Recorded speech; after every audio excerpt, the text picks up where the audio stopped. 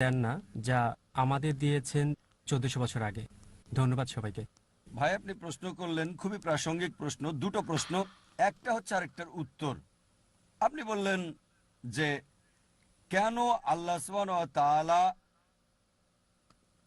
এই চূড়ান্ত বার্তা দিলেন 1400 বছর আগে, প্রথম মানুষ থেকে কেন দেননি? আর দ্বিতীয় অংশ একই প্রশ্নের উত্তর, যে 1400 বছর আগে যে লোকজন ছিল তাদের ব্যাপারে কি হবে? তারা কোরআন থেকে বঞ্চিত। আল্লাহ যদি অতি দয়ালু, অতি মহান, অতি ক্ষমাশীল হন, তাহলে 1400 বছর আগের লোকজন কি বঞ্চিত হয়নি? খুবই ভালো প্রশ্ন করেছেন। আপনার প্রশ্নের উত্তরে বলছি, আমার ছেলে আমাকে বলল, আব্বা, বাবা, তুমি চাও আমি ডাক্তার হই, তাহলে কেন নার্সারিতে প্রথম শ্রেণীতে, দ্বিতীয় শ্রেণী, তারপরে স্কুল কলেজে ভর্তি করালে আমাকে বলো তো? সরাসরি মেডিকেল কলেজে ভর্তি করালে না কেন?